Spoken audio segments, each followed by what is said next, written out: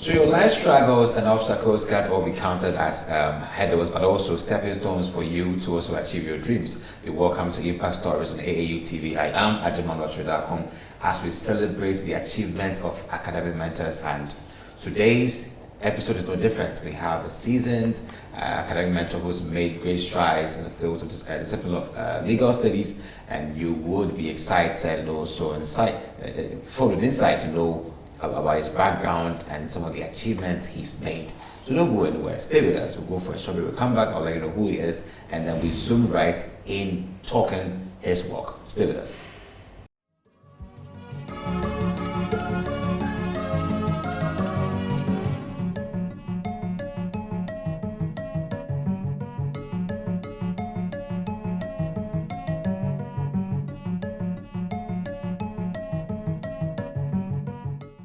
You're welcome back to Impact Stories on AAU TV, and our guest today in 2002 acquired his barrister at law practice certificate at the Ghana Law School after acquiring his legal studies, Bachelor of Laws at the University of Ghana, and later on 2006 acquired his Master of Laws at the Harvard Law School, and in 2020 acquired his PhD Law at the University of Milan.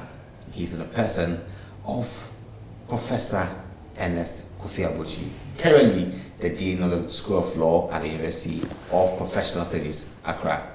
Prof, welcome to Impact Stories. Thank you. Thank you for having me. Nice time having you, and great achievement you've made so far.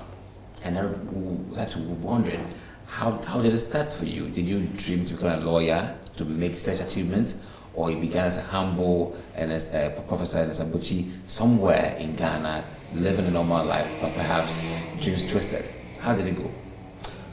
Growing up in Choco, I did not contemplate becoming a lawyer. I think if I do remember right, I certainly started thinking of the prospect of becoming a lawyer when I entered secondary school. And so in my very infancy, I don't think being a lawyer was one of my dreams. Actually, one of the things I wanted to do is be a journalist. When I was very young. I remember watching on TV the great newscasters of old, Beatrice Edo, Daniel Eje, Richard Quarte. I'm sure those are names you probably not resonate with you. But these were people who exuded a certain level of confidence and had certain personality culture around them on TV, and I sort of admired them. So I switched. Once I entered secondary school, and I suspect that's where my ideas of wanting to become a lawyer came in. So yes, I have not always dreamt of being a lawyer, and I'm sure many children, go through transitions of wanting to be X, and then they change it as they grow along. Many children want to be pilots. I think at one point in time I also wanted to, because you see the airplane in the skies, and it's a marvel. It's something you would wish you can also do once you grow up. But as you grow along, the path of life, you invariably, meet realities and passions, different passions, and you get motivated by different reasons. So yes, I chose to become a lawyer at a point in time. That's amazing. We live in a world where I would like to be him, he wants to be me. So Prof, let's start with school, primary school. At what point did you really enroll in school? At what age did you start school? That is not an issue I've really interrogated or thought about, because I was too young to even know. But I suspect I went to school just like everybody else at age 6 back in the days. Today kids are going to school at 2 years, 1 year, because parents are not home to work. Are home to tend to the children, and so children are in school very early in life. But I suspect I went to school at age 6, which was the standard age for kids to enroll in primary 1. I did go to kindergarten, so perhaps a little earlier, but in that region. I don't think I went to school at age 2 or 3 as children today are doing. Today it's very reminiscent with legal education and rising up with all the legal strides you made. How was legal education at that time when you began at the University of Ghana? So that's an interesting question you ask. Now, I've had to answer this question to students on very many occasions. Students have always been interested in asking this, whether legal education was back in the days more difficult than it is today. I think there were two different dynamics, and the two different dynamics are both difficult in their own ways. So back in the days, in other words, when I was a law student, there was only the University of Ghana. So there was no law school in any other university apart from the University of Ghana. And what it meant was you either get admitted into the University of Ghana Faculty of Law, as it was then, or you're done, you're out. Now, when you get admitted at the University of Ghana Faculty of Law, the story is not over. You needed to qualify. So the first year they admitted typically in the bracket of 80 to 100 students, and then the number will be further sieved down. So you have the top 40 enrolling into what is called the LLB, which is the main law program. And then you have the next 20 being enrolled onto what they call the BA law, which is a combination of law and some other arts, some other normally social science oriented programs, so political science, sociology, psychology, the social science courses. So you do a combination. Yeah. Now, therefore, the first 40 was the most competitive. And so students basically just fought hard to be in that bracket. And if you're not in the first 40, you have to make sure you're in the first 60, which is from 41 to 60, which is the BA law. Invariably, all students who were either enrolled on the BA law or the LLB law ended up in the law school. But the difficulty is to be in the first 60. And if you're not in the first 60, that's it, you're dropped. And then you have to read some other course. And that model shattered the dreams of many people. So there are many people who entered first year law but never became lawyers. And the reason they never became lawyers is simply because they were dropped after the first university exams in first year law faculty. And so that was the difficulty. The difficulty was there was only one law faculty in Ghana. There were no options. You were either in or you were out. And number two, once you enter, your problems are not over. You needed to also then go beyond the first year, which, invariably, as I indicated, had been a major difficulty for many students. And, very many students have had, so if you're 100, for example, and they take 60, it means 40 will be dropped. Yeah. And even within the 40, it's only the first 40 within the 60, it's only the first 40 who have the LLB, so to speak. Today's complication manifests in different ways. So, unlike back in the days when you needed to really struggle to enter the Faculty of Law, today you need to really struggle to enter the Ghana School of Law. Yeah. And so that dynamic has changed and shifted. And the other complication for today is the numbers, because the numbers are huge, because you have so many of, let's say, a number of law faculties. You're now competing with a lot of students, and very few are going to enter. And in addition to that, because the examination has been externalized, you have no knowledge of who's assessing you. Yeah. Back in the days, at least you knew a lecturer. And so if you specialized in understanding your lecturer's expectations and requirements, you will know how to go through. Today, it's a question of content, and not even content, but all the uncertainties of being examined by an external body or an external examiner whose tendencies and dynamics you're not quite sure about.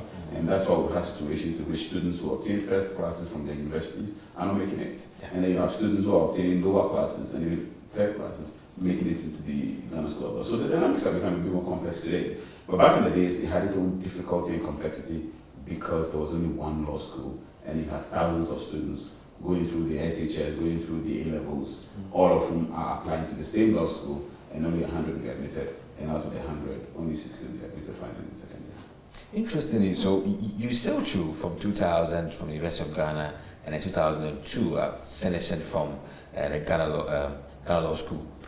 What was the inspiration? I mean, you could have done anything else, but you felt on to Harvard Law School. Give us the experience at that time. I want to understand. You're talking about the law school, the Ghana Law School. Yeah, from Ghana Law School to the Harvard School of Law. The Masters. Yeah. So when I was done with the Ghana School of Law, in fact, I didn't go to the Harvard Law School to do my masters immediately. Mm-hmm. I have always had a passion for academia. So when I was done with my first degree, I got employed by the KNUST in a special capacity. Initially, not as a lecturer, not as a full-time lecturer. But in a capacity they call technical instructor. Okay. And the reason was because KNUST, an understanding between me as an applicant and the university as a university, and an understanding of wanting to retain my services and me being interested in teaching there as well. Mm-hmm. And so I was given that special preference and I started teaching at KNUST. I was one of the very first lecturers to be appointed to the KNUST Law School. So we actually started it. We started from the scratch. When I went to KNUST, I was in law school, so we started from the scratch. And it was a big honor for me. And the reason for that is because KNUST was the first law faculty or law school outside of the University of Ghana Law School. So it has a lot of history-setting effect. Sure. And I was honored that Professor Ernest was then the foundation dean, invited me to come along, and I had the opportunity of being employed even without a master's at the time. So once I joined KNUST, I quickly then left, and after teaching there for a year, I left and joined Harvard Law School on a master's program, which I completed and everything. How was life at Harvard? Oh, great. So young Ghanaian students pursuing a master's in law at University of Harvard. How was it like? I mean, Harvard is, you don't have to introduce Harvard. I mean, you don't have to say much about Harvard. Harvard is Harvard. It's an institution with infinite resources. It's an institution with so much confidence inspiring, and at the same time, quite sovereign. And sovereign because it's, of course, it's a school where some of the brightest brains of the world are. And so, you know, you're in a school of that nature. You're inspired and honored and blessed, of course, to have the opportunity of being there. But in addition to that, you're constantly challenged to meet up with certain expectations because every student in Harvard is a first class student, so to speak, globally. So being in Harvard was an enriching experience, and it really has been a defining moment in my life in many ways, because I think institutions like Harvard, you know, in addition to all that they have in terms of resources, one of the things that they do is just give you that unseen element which you probably previously didn't have before going there. And that unseen element has to do with the fact that you just have the opportunity of blending and interacting with, you know, world-class people, so to speak, at the very top of their game, at least from the intellectual standpoint. And so you come out feeling better. You come out actually being better, even though while there, you may occasionally feel challenged sometimes. You actually do with people who are some of the brightest and the best. So yes, I'm very honored and humbled and blessed to have had the opportunity of. Sure. We're halfway through, the great achievements by Professor Ernest Kofi Abotsi. We'll have to go for a short break. We'll come back, we'll continue and also pick some testimonials from very special people to him. Stay with us. My name is Justice Mrs. Georgina Theodora Wood, retired Chief Justice, now serving on the Council of State as a member. I've known Kofi, as I fondly call him, and if I want to be professional, I call him Prof or Dean. For the past 15 years, having met him while I was Chief Justice in the line of official duty, but we have since then grown so close to each other. We are like family. He calls me his mom. Kofi is a scholar and an intellectual. Kofi has a very sharp and incisive mind, incisive in the positive sense. In the sense that, have you ever tried to listen to him on Newsfire? If you want to know his worth, try him one Saturday morning, and you realize that he has a very sharp mind. He can analyze issues, think clearly, and make his point briefly and forcefully. He's done so much work for GIMPA that it's in relation to GIMPA that I do remember, or I would like to tell you about his contribution to legal education. He's passionate about quality legal education.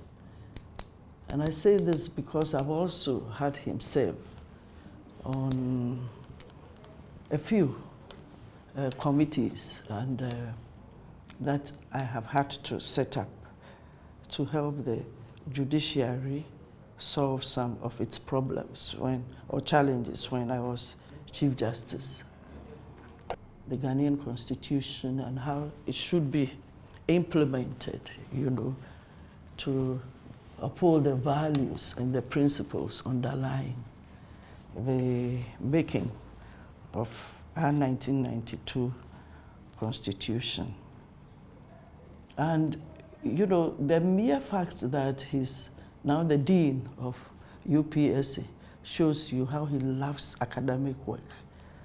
When it comes to analyzing issues of law and so on, he has a very sharp mind.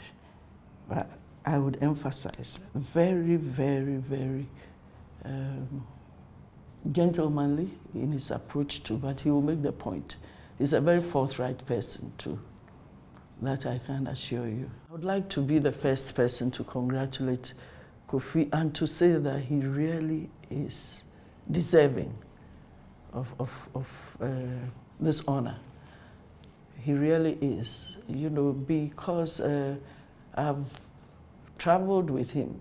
Well, because these turn out to be legal or justice-related conferences,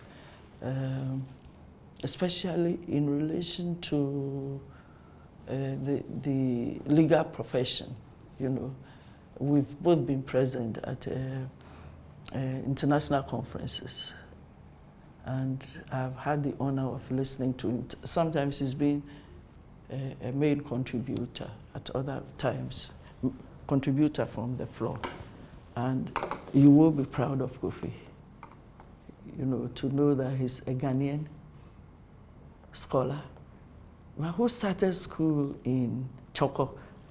I'm sure he wouldn't mind if I say this, yeah, because he's proud of where he's come from and how far the good Lord has brought him. So a big congratulations to Kofi, and I pray that he continues to contribute to quality legal education in Ghana, and by extension, quality justice delivery in Ghana, because it's good lawyers who make good judges. Welcome back to Impact Stories on AAU TV. My name is Ajibon Chodako, and I'm here with Professor Ernest kofi Abotsi, Dean of the Law School, UPSA. And going back to your achievements, you know, right after the law school in Harvard, how was life like coming back to Ghana? You know, repatriation is one different thing, coming back and then fitting in. How was it like? It wasn't difficult. It wasn't difficult because I wasn't away for long. And I did not intend to stay outside of Ghana. Okay. I can assure you that as soon as I was done with my master's, I returned to Ghana barely within a period of a month. Okay. And I had no intention of being out there at all. So it wasn't difficult. It wasn't difficult to come back and fit in or restart, so to speak. I went back to Kumasi, so I went back to KNUST and taught for another 6 years or so after returning. And it wasn't difficult. I did not fully pack out of Ghana, so let's say I put my life on ice for a short period as I was away, you know, completing my master's program. And coming back to Ghana wasn't difficult. It was certainly enriching to have acquired experience, the experience of being out there, being in an environment of a highly charged academic environment, and an environment of very talented people from all over the world, and meeting different kinds of people and interacting with, you know, very good professors. I certainly came back as a lecturer a better person because I've had different perspectives. I've experienced how things are done elsewhere.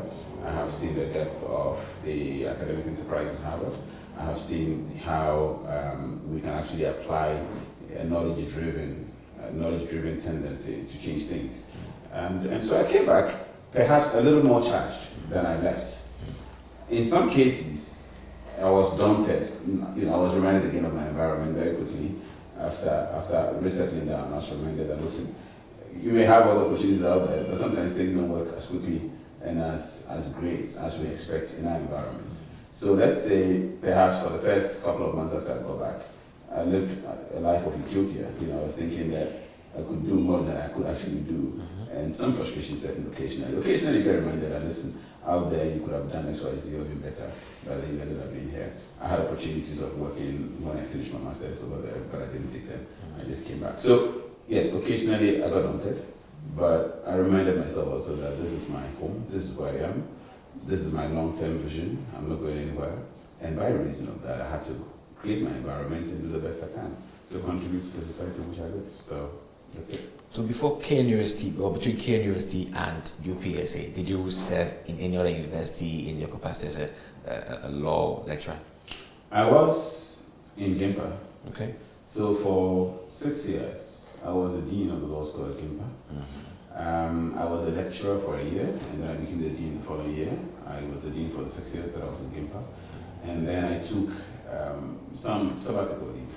And so between 2018 and 2020, I was not doing any academic work. I was concentrating on my PhD. I finished my PhD, and then in 2020, I joined UPSA as well. What inspired the switch from KNUST, because I mean it was a start of history. You made history over there. So I mean, one would think that you would want to just spend it all there, but you switched.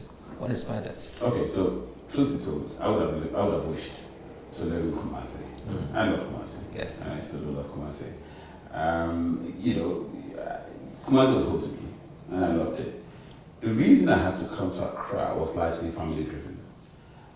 Due to family circumstances, and you know, I had a little girl whom I didn't want to be separated from under any circumstance, and my wife was in Accra, and it was just difficult, the separation from my little girl. So basically, I just decided that look, I was going to come to Accra. So my coming to Accra was largely inspired by family considerations, and years back on, I still look at that decision, and I'm very blessed. Don't get me wrong, I've been very blessed in my movements to Accra in many ways. But I look back on Kumasi and still have that, you know, ruin feeling. I have that feeling of ruin my having left Kumasi and my chances in Kumasi. But hey, it's a beautiful place. I still do have a feeling for the Faculty of Law at KNUST, but it's not my home. That's amazing. But now I want to know about the achievements. Can you walk us through some of the things that you achieved, the highest, the ones that really made you feel like you should tear up because I mean it took some more energy to get there and all that? Let's take us through. None so far. What do you mean? None so far. I have been blessed in a lot of things that I have pursued and wish I would do and have been able to do them. In my life, I've had the opportunities thrown at me. I've had moments and circumstances I've had to exploit. I've sometimes created opportunities out of things that ordinarily maybe many people would have glossed over. So don't get me wrong, I think I've been blessed. But at the same time, I do think that there's so much ahead of my life. There's so much ahead of me that I can do and that I do intend and expect to do. And so in terms of my achievements, you know, when you speak about achievements, I don't look at them as achievements. I think my biggest opportunity, and I'll call them opportunity, my biggest opportunity which I exploited, I think was my leadership of GIMPA in academia. My biggest opportunity in academia was my leadership of GIMPA. I became dean at GIMPA when the school was still pretty much in its infancy, having been established by the founding dean who did an amazing job to have actually created a space, an environment for me to come in and then thrive. So I went into the GIMPA environment on the back of a giant who had done the work. Great. But that foundation that was laid then gave me the platform to really position GIMPA on a strategic footing. So when I became dean of GIMPA, as I indicated, a very young school, a neighbor to the University of Ghana, as you know, yes. That huge university which has, you know, limited space. I remember when I was in Legon, for many years when I was young in Legon, I used to think GIMPA was actually the Department of Legon. Okay. Because Legon is so huge, you were hanging, and when you come out of the gate of Legon, then you see GIMPA. You might think it's just a part of the university. So, you know, having become dean of this university, and then you had KNUST, which was doing great and was coming up, which I've had the privilege of being a part of years ago. And then you have Legon, which is next door, which has all the name because it's been around forever. I always wondered where would GIMPA fit. We seem to be sandwiched between Legon and KNUST in terms of reputation, and we were really not that well known. I count myself blessed, and I count GIMPA quite lucky as well to have had that opportunity of really moving out of nothing to become what it was and what it is, i.e. one of the leading universities. Indeed, I can say for a fact that at the time I left GIMPA was counted as, if not the best, among the best in this country. And so I look at GIMPA and where GIMPA moved from to where it was when I left and where it is today. And I think that I consider GIMPA as one of the projects that I set a target on achieving, and that indeed got delivered. Besides that, there are so many other things that I have been honored to do, and I'm not sure if I would want to itemize here specifically. You know, you're filled with such amazing gems, but you would want to, I mean, just help us with the game-changing perspective that you brought into your line, or your career line, that you believe that has turned things around for you throughout your time from KNUST to GIMPA and now at UPSA? What has been your game-changing principles? First of all, I do think that we just seem to limit ourselves too much in terms of opportunities. I do think that there's nothing out there that we can't replicate and better, but we tend to be boxed and focused sometimes on small things. And I have had, like many people, the unfortunate experience of also working with some people who have not necessarily shared a vision. And when they do not share your vision, sometimes they then become part of the obstacles. So the obstacles you face in life are not only in the character of logistics, but sometimes they're in the character of people who have to provide the facilitation because they sit on appropriate seats that they have to ensure that, by using that seat, they have to ensure that they grow everyone and grow everything. And not all of us have been lucky to have some of these people working overtime. So I have had my own fair share of obstacles and frustrations. But in terms of principles, back to your question again of principles, I believe, therefore, in our limitless capacity to do the things we have to do once we put our minds to it. I do not believe in micromanagement, but I believe in ultimate leadership. And in the principle of ultimate leadership speaks to the effect that you are responsible when you are at the top of something. You are responsible for the bad as much as you are for the good. We often tend to get praised for the good ones, but the bad ones, we have good reasons why it wasn't us, it's someone else.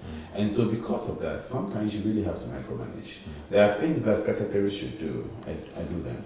There are things that you expect somebody in the office whose job it is to do. I do them because ultimately I believe that I'm the one who's going to get judged for the full picture. And in addition to that, I do not believe in conventional or orthodox ways of doing things alone. I believe that the university should be out there. In this case, the law school should be out there. The law school or universities are not meant to have comfortable lives on campus. And I think that far too often, university administration and management has been carried out in that particular right. And so we've done things with the comfort of campus, not engaging, not being in sync with industry, not being in sync with the professional community, not being in sync with policy, not being in sync with things out there. And so, for example, one of the things that you would have seen about the UPSA Law School has to do with all these thought leadership things. Yes. Now, thought leadership is perhaps the major platform that universities speak to their community. Sure. And so I believe, and I've always believed, in the dynamic synchronization between the university and the institutions on campus and the larger community out there. And so one of the things, if you use the word game changing, I don't know whether it's game changing yet, but one of the things that I think has contributed very positively to the standing, for example, of UPSA today is the idea of unboxing the law, remove the law from the box, and send the law out there. And so, for example, we have platforms like what we call the Points of Law series. I'm not sure if you've seen that. I follow that. There's flyers, publications about basic articles. Correct. The Point of Law series, for example, addresses a fundamental principle in law. And that fundamental principle in law is ignorance is no excuse. Absolutely. I'm sure all of you know that. Absolutely. Now, you can't condemn people. And as a growing up law student, it was one of the most challenging principles that I have to swallow. That the average person in Ghana doesn't really know the law. Now, the reason they do not really know the law is that, let's be honest, our law is foreign oriented. And because of the structure of our law and because of the general ignorance among the populace, people really don't know the law. And we all know, therefore, that there's general ignorance, yet we play ostrich. The principle says ignorance is no excuse. It should be an excuse if it's a reality that we know. And so becoming a dean and leading a school and being a member of UPSA, the question I ask myself is, how do I deal with this principle that will go away, yet people continue to suffer from that? All right, let me come up with a model or something that engages the community, that's something that engages the regular people, everyday person who doesn't have anything to do with the law, or who would have a certain understanding of the law by simple publications. And so what you see, that is not the language of the law. The language of the law is more abstruse, it's more convoluted, it's more difficult to understand. But what you see is a simple breakdown of the words of the law in a manner that would help everyone read and understand. Absolutely. And in a way that when we put them out to routine, so it comes out twice every week. It comes out on Mondays and on Thursdays. Twice every week we'll tell you something about what the law is saying. So that is just one example of how my own belief of the if you like, the despecialization of the law, take out the specialization impression of the law, take out the special character of the law, and rather popularize the law. So the popularization of the law by making it everybody and everyday's thing. and let's send it out there. I think that these are the petty ways in which academia can contribute to society. And so that's one principle that has constantly motivated me, and that informs how I've gone about it. I think it's just pretty nice. It's been so splendid, you know. I mean, well summarized in terms of the strides he made, and he's still making some strides at UPSA as Dean of Law School with the Point of Law series. I keep following that, and I'm really impressed by such creativity and ingenuity. This is where we'll have to bring it, because they say a good conversation never ends. I believe we could have said a lot because you've done a lot, but we'll have to end it here and hear from the other friends and family and their testimonies about Professor Ernest kofi Abotsi. So you will have to stay with us more for such testimonials. All right, my name is Emily Mamle Abotsi. I'm the wife of Professor Kofi Abotsi. I've known him 26 years ago. We met in 1996 in Chufupraso, the Central Region. I was posted there as a young police officer. So we were having an end-of-year party. The police person, they call it Wasa. So we were there when he came around, but then he was on vacation. That was December 96 at Chufupraso. My boss' kids were his friends. So he also came around that evening to visit them, and they all happened to be together. But I went there to serve them because it was a party. So that was when it was new, because I know my boss's children. So as he mentioned his name, I mentioned my name. We became friends. So anytime he's in town, he comes to the barracks, we talk, and we chat. So that was how we met. We became friends since then. I would say he's caring and he's really smart. He's somebody you can depend on when he wants to do something, you know that yes, he will do it. An encounter I always remember, I don't know whether he himself remembered. They came to do a program in one of the villages where the villagers, their accommodations and buildings got destroyed by the miners' use. By then, he was under the former Deputy Attorney General, Dominic Aine, yeah. So they came there to do this. It's an NGO. So they came and took the miners to court for the villagers to get something for him. They really got something for. We used to go to that village together because you need to go and do the underground work, yeah. So we used to go there. In fact, that was something that really, really attracted me to him. I always tell him this, that now the sky is no more the limit. So he's yet to see what God plans for him, because I know God has a lot for him. And I always tell him that wherever his feet are trained, he will surely possess. So he will go high, where eyes have not seen yet. Prof, you have to give us your final remarks. You know, we have young people out there who look up to you. And I look up to you, many people look up to you because you've made great strides. And we think that it's quite difficult to be like someone like you to achieve. You said that it is not so difficult. Well, what would you have to say again for someone to believe that they can really make it? People should first of all remember that what others have done, they can do that and do better. So that's the starting point. Whatever you set your mind to doing, remember it's been done before. Few things have not been done before. And for things that have not been done before, their equivalents have been done before. The internet did not exist before somebody invented it. So there are impossible things or seemingly impossible things that people have done. And that means that the principle of impossibility should guide you so that you know that impossibility only exists in your mind. As Nelson Mandela, blessed memory, said, it is impossible until it is done. So everything can be done. Number two, your motivation should become greater than your obstacle. Now, obstacles are everywhere, and you're going to have obstacles. You're not the first to face obstacles, you won't be the last. And human beings can become partly obstacles, but your motivation should be bigger than your obstacle. And I don't intend to be a motivational speaker on this occasion, but just to let you know the reality that nothing is difficult until you create that difficulty in your mind. And so the challenges that you confront, the difficulties that you confront, as you apply to that university and you are not admitted, it is not the end of the world and it's not a reason to walk away. It is the reason to, first of all, do an introspection and come to a conclusion that you probably did something wrong. And so you can do better and just put yourself together and do it. If you want to be a lawyer, you can be a lawyer in spite of the challenges that are happening.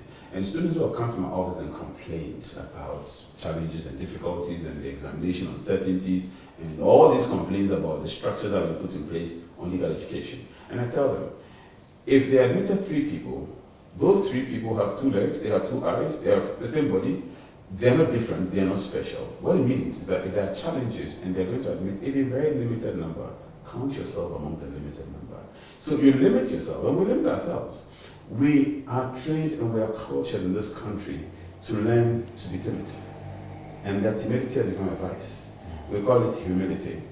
We actually put a price on timidity in the name of humility. It's not. There's a distinction between being timid and being humble. Okay. There's a distinction between being proud and being confident. Unfortunately, we have confused them. And we have deliberately bastardized people and suppressed people using the wrong words just to keep them out of the limelight or to keep them out of achieving their life dreams. So you allow people to keep you down. I have grown up with my own life challenges. I have not allowed some of those challenges to keep you down. People will keep you down, people will say things about you, and people will dismiss you. But let sometimes the negativities and the obstacles and the difficulties of life actually precisely be your inspiration. Because if you would do things precisely for those who said you can't, that can in itself become motivation. I've told students many times that sometimes the best motivations are the negative ones. And the negative ones are the ones that says, I'll do it because he said I can't. You know, it sounds negative because it shouldn't be. You should have a positive motivation. But negative motivations are great as well. In other words, people tell you you can't. And you have to make sure you do exactly the opposite of what they're telling you can't.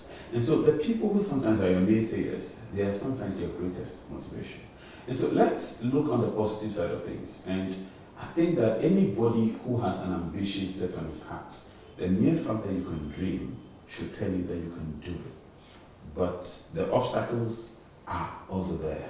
And it's imperative that you are mindful of them. Dismissing the obstacles can be a mistake, because what you do is that then you don't size them properly, then you don't pay attention to them, and then you don't craft responses to them. So in respect of which, before you know it, they are in front of you, and then you have no preparation for them. So you need to know them, you need to be ready for them, and you need to prepare for them. But having said that, you should not allow the obstacles to be the reason why you walk away, and to be the reason why you modify the dream. Splendid. Ebo, to you? So well done. Congrats for all your strides and achievements thus far. And I believe you were inspired and also impact stories as we've been shared so far. We actually talked the work of Professor Ernest kofi Abotsi from his infancy and much particularly his time of service and also in education as well. And you believe what? You can do it. He's actually allayed all the fears that impossibility is just a cliche unless perhaps it's done. So thank you very much for your time. Thank you, Prof, for your time as well. Keep watching AAU TV, it's Impact Stories. I am Ajimola Chudako. Have a nice day and bye.